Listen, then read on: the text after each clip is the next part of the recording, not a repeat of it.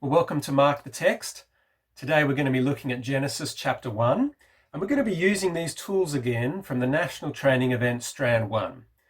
On the screen is a link if you want to see a video where I explain what each of these tools are. I encourage you to watch that first. Otherwise, we're going to get into Genesis chapter 1. And if you really want to make the most of these videos, what I encourage you to do now is to pause this video, print out a copy of Genesis chapter 1 yourself, and have a go at marking up the text. See what you discover. When we come back, I'll show you one of the things that stood out to me.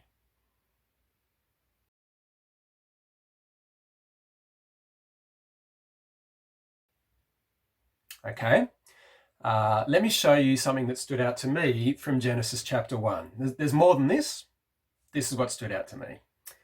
What I've done is already marked the text up. And I've noticed some of these kind of things that are repeating all the way through. We've said, and God said, let there be. And God said, let there be. And God said, and God said, then God said. And again, he saw that it was good in the orange color here. God saw that it was good. God saw that it was good. God saw that it was good. There's other things like here in the kind of reddy brown color, and it was so, and it was so, and it was so.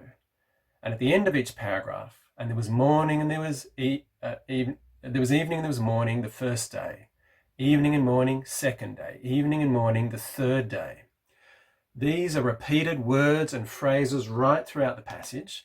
And if you look here, you can see they run pretty much through the whole of Genesis chapter 1, and I've just included the first few verses of Genesis chapter 2 as well, where we get the seventh day.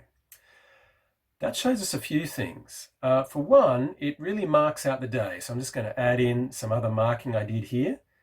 Here are the 6 days. Each of these 6 days, we've got the repeated elements, and you can see each day is very similar with the same phrases. We notice something else. The seventh day is different. It doesn't have those same repeated phrases, and in particular, it doesn't have there was evening, there was morning, and that was the seventh day. I've left the arrow continuing down here because the seventh day continues.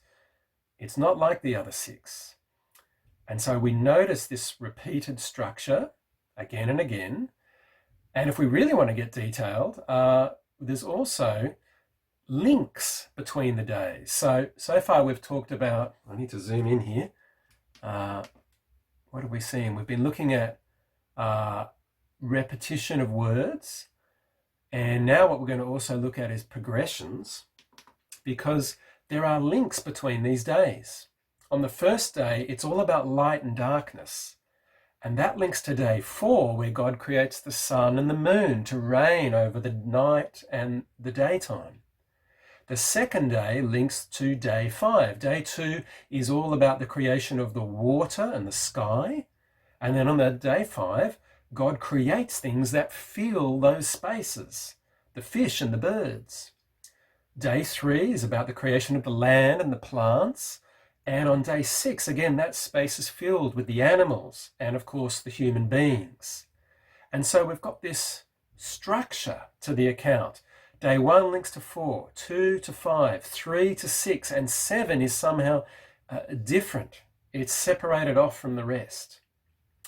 And so the last thing I want to say is we've talked about repetition of words and phrases, the progressions through the passage.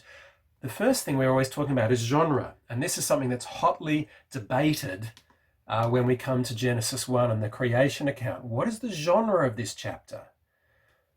I don't think it's a science account about exactly how God created it, nor is it a history where we're just going through in the events of history. This is highly repetitive, highly structured.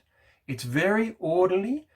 Some people say this is almost like a poem or a song where you get each verse going through and a repeated chorus again and again. Or maybe this is a genre that's unique to chapter 1 of Genesis because this is a unique event, a one-off event, the creation of everything. Whatever it is, this structure that we've noticed by marking the text forces us to ask, what is the genre here? I don't think this is science. I don't think it's for or against evolution per se. That's not what's going on here. Nor is it history. It's something else. It's something unique. And for me, rather than saying exactly how God made the world, it's reinforcing with this repetition and this structure that this was an orderly creation.